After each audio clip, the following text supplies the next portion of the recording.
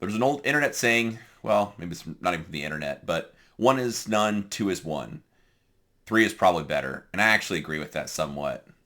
It's crazy it is to say. I'll talk about why. So the majority of my shooting career experience involvement has been around competition shooting, mainly USPSA.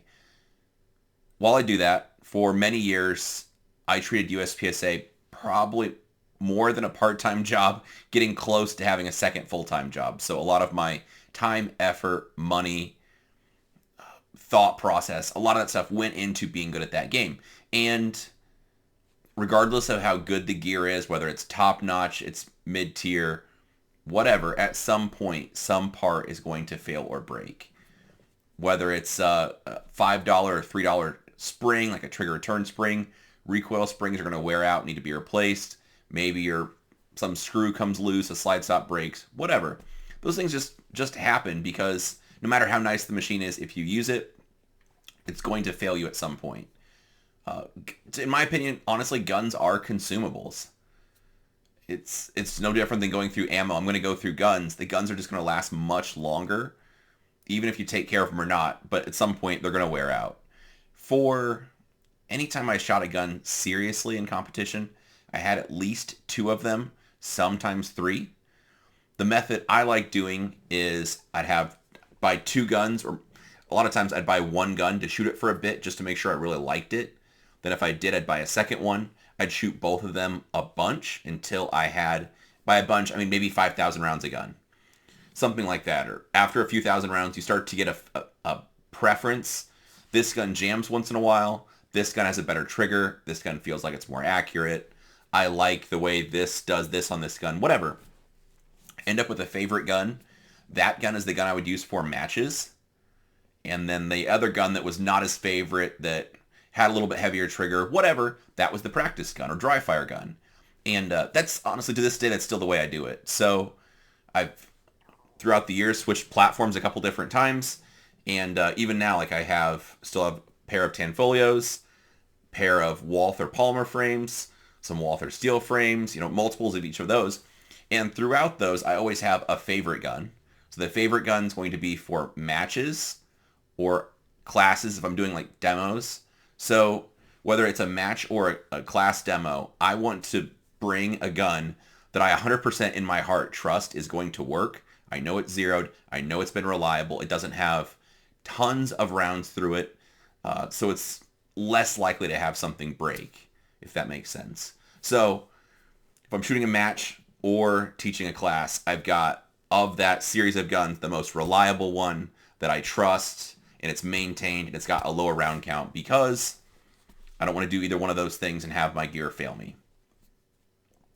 So honestly, that's the way I'd suggest most people do it. If you're serious about shooting competition, obviously, guns are expensive. I'm quite careful with telling people how to spend their money, but I'll give you a Walther reference. If you had the option between two, and you could do it with whatever gun, but two of the Walther polymer frame guns, which are around $600 a piece, something like that. Maybe they're $650, compared to one of the steel frames that's $1,300 to $1,500, something like that.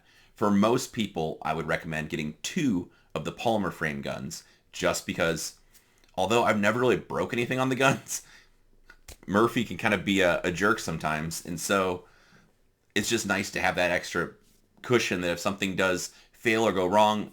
Just a couple weeks ago, I attended a class taught by Ben Steger and Matt Pranka. There were several people, I'm not trying to shame anybody, but several people that had gun malfunctions or failures of the gun where it couldn't be easily remedied, and that was the only gun they brought.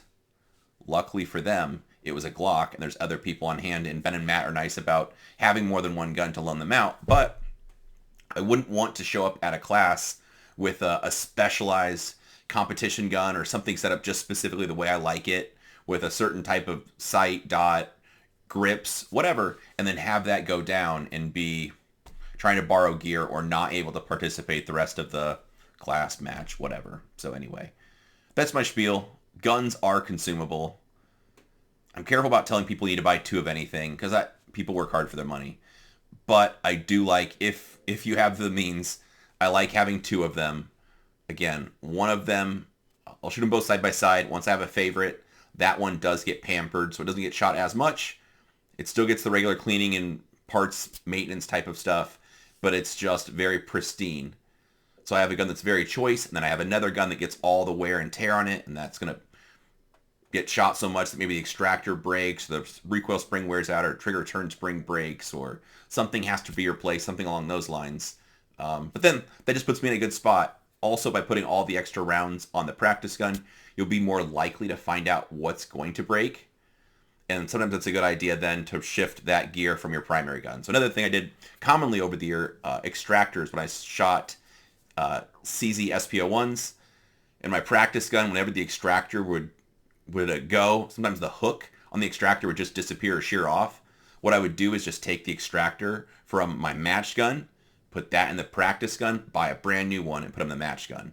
So by rotating parts down, I always had fresh, pristine components in the gun that I really wanted to work, whether it was a class demonstration or a competition or a standard, something like that.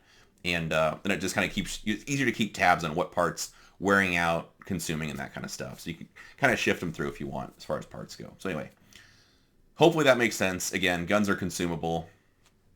Let me know what you think in the comments.